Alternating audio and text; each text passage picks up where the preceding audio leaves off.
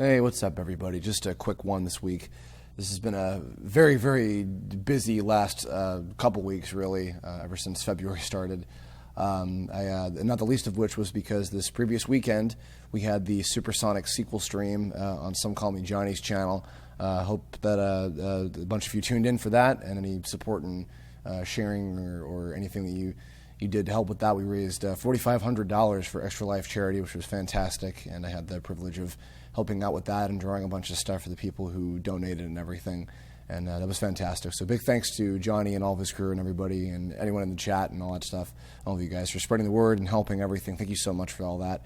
But yeah, we're back into the grind again. I was originally going to do a different one this time, but I had just heard earlier today, I'm recording this on Monday the 8th, I had just heard earlier that apparently today is the last day that, or rather, I guess yesterday now, is the last day that GameTrailers is going to be around.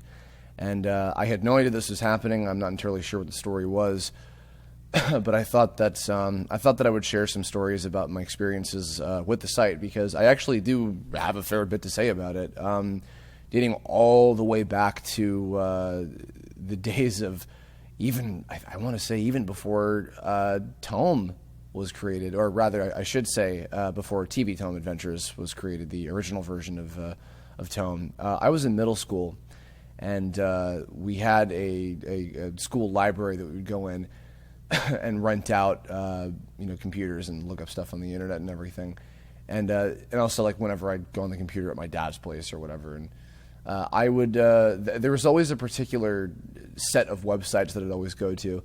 Those of you who are really hardcore Tome fans will actually know that the characters, the Net Kings, are based on either people who worked at or just flat out websites that I used to go to when I was a kid.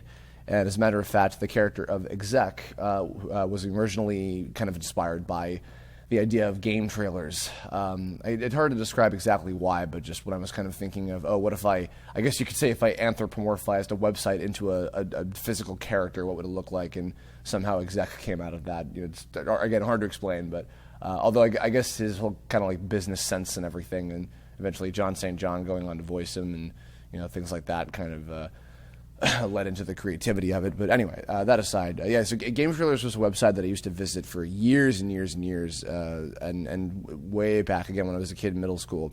There were three particular games I was keeping up with the release of, the post-release of one of them, but not the other two, was Conker's Bad Fur Day, which I had missed initially when it came out on the N64. I got it a few years after that, after kind of the system's life cycle was over.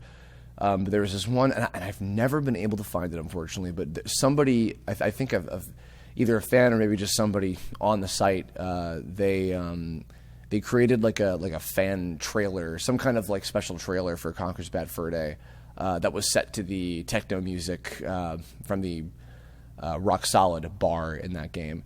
And I remember just hearing all the stories and everything about like, this like adult Rareware game or whatever, and I was really intrigued by it, but I never had the game until way later. But this one particular video was always like really intriguing me about it, and I used to watch that all the time, along with the other game that was coming out at the time, which was Sonic Heroes.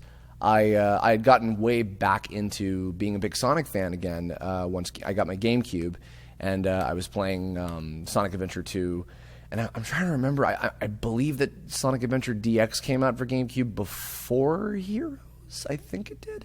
I can't remember, but either way, Sonic Heroes, which I know that a lot of people have fond memories of that game. It's not one of my favorites ever, but I was really intrigued about it because, I was a kid and I was like, oh my god, look at all these characters. Oh my god, they had the Chaotix back in there, and whoa, and Shadow's still alive, and all this stuff. And I was, really like big into that and everything. This is, when you're 13 or whatever tends to what happened.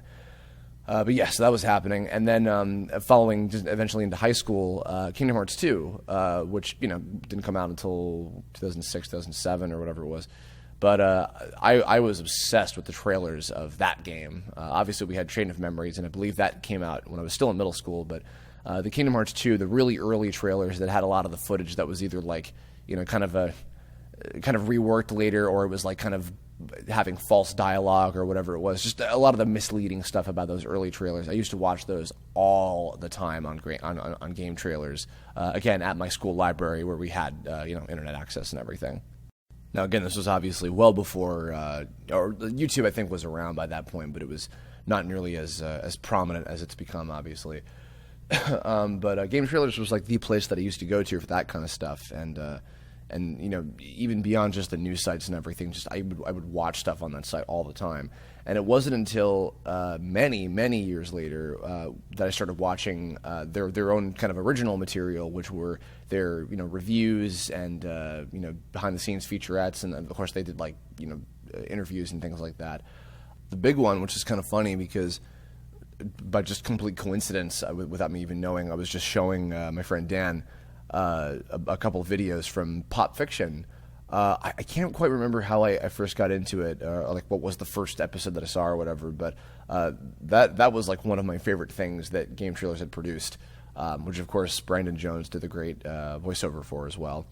The one about the Fire Temple chant in Ocarina of Time, as well as the whole Michael Jackson, Sonic the Hedgehog, not controversy, but the whole mystery, I guess you could say. Those two episodes, not only do I like to rewatch those all the time because they're incredibly intriguing, but I've showed many people those before because they have just lots of really cool. They're an interesting story in and of themselves, just about what the deal is behind them, like the nuts and bolts of not the Banjo-Kazooie game, the nuts and bolts of how video game music was made. Especially back then with like using samples and everything for the Zelda games.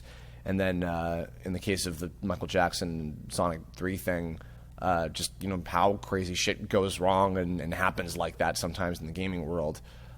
We were even just listening to the Sonic 3 soundtrack. I was in the car with Steve Yurko for his birthday the other day. We were on our way to Disney and we listened to Sonic 3 and I was talking a lot about all that stuff and everything. It was pretty cool.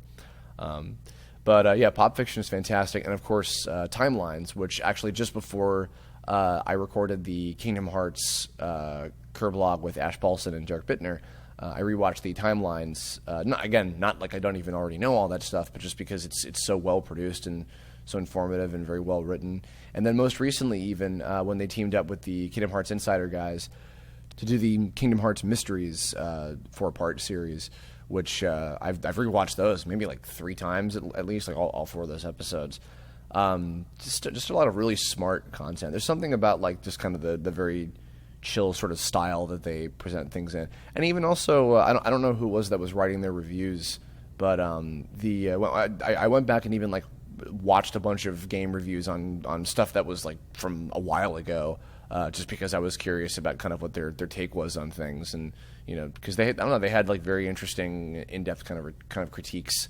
That stuff and like zero punctuation are kind of the only game review things that in terms of like straight up reviews, not like comedy reviews like JonTron or whatever, but kind of playing it straight sort of ones. And those were fantastic, and I always really enjoyed those. I'm wondering about kind of where the staff is all going to be going now. I was seeing that there were some, openings up where people being like, oh, like help these guys out. And I think Did You Know Gaming was tweeting out and saying, hey, any former GameTrailer staff that want to come work for us. And Brandon Jones was like, hey, any voice actor in need, et cetera. So I'm hoping that, even though I don't know any of them personally, I'm hoping that all the folks that used to work for the site, are able to continue onward. I know that in the gaming world, a lot of people bounce from studio to studio, and it happens all the time, or company to company, rather. But so it's crazy to think. I don't even know for how many years by this point, after all this time, that the site and everything with that was going on for. But yeah, I feel like I learned a lot. As I'm kind of getting deeper into like the gaming industry in terms of like the indie productions that I've been working on and involved with in different ways.